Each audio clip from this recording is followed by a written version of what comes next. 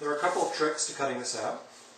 For the mask, we want to cut out the solid red so your child can see and can breathe, and you want to use a pair of pointy scissors for that.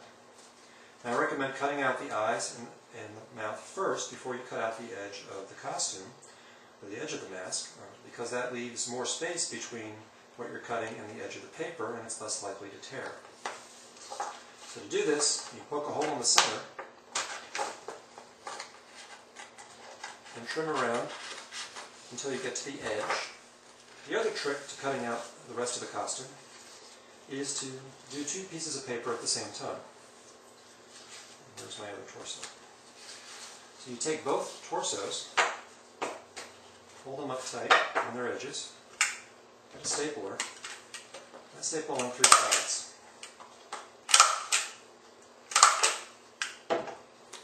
And I do that so then I can start cutting. We'll start over here. I like to start over here where the last staple starts. That way the staples hold it together for a longer time while you're cutting. In the shoulders, you won't cut both pieces of paper on the same time. What you'll do is you'll cut both halves at the same time. And you do that by cutting, by first folding in half vertically, in this case. And that fold will hold it together. You want to put the page number on the top, and then you cut from the fold all the way around the design. And there we have a shoulder piece. Just like the torso. You put these pieces of paper together, staple on 3 sides, and cut it out. The forearms are a little bit different. They're mirror images of each other. So all you do is you place the backs together, staple on 3 sides.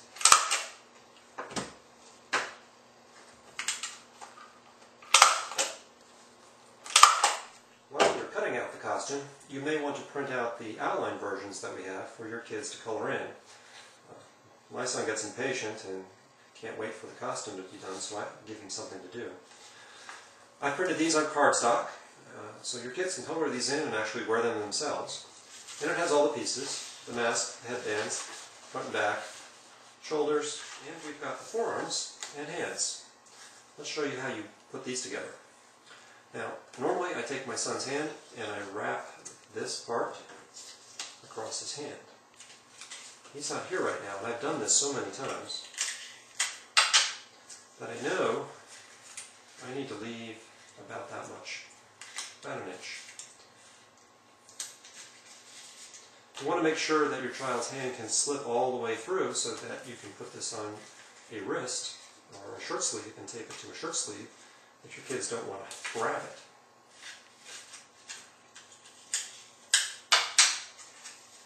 And I take both the inside and the outside to give it some strength. The hands are made in the same way. You have a choice. You can make them separate, and they can use 2 pieces, one on their wrist, one on their hand, or you can attach them. My son likes to attach them, have them together, so I just wrap it around the forehand piece, like so. And I like to line up the color, tighten that down.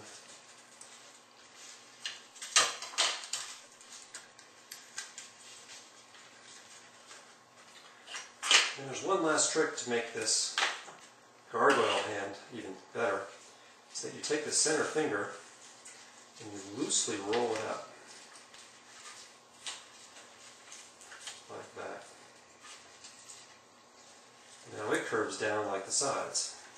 There are 2 ways that you can make the mask so that your child can wear it. You can use the headbands, or you can use elastic. If you use the headbands, just overlap them about 1 inch, or less, probably a ½ inch. Tape it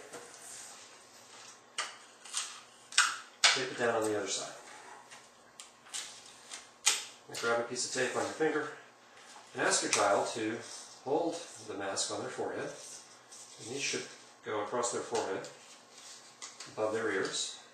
And you wrap around the other side and make it snug, and then tape it down when you've got it snug. When they take it off, you can reinforce it with tape on the other side.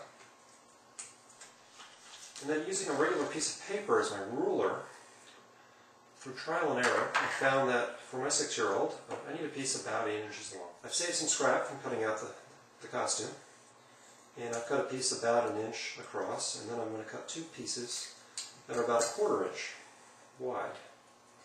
And I fold each of these in half.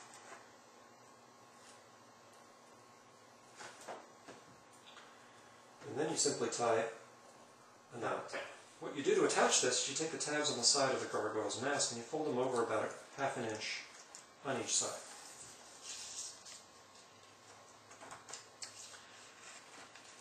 And you take a pair of scissors and you just snip them down the center. That gives you a slot to slide the elastic in.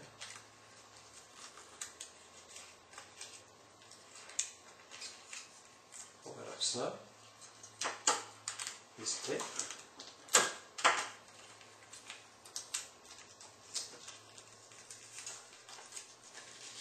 Okay, and there you have a mask that can slip on your child's head. Now I'll show you how we put on the mask and how we put on the rest of the costume.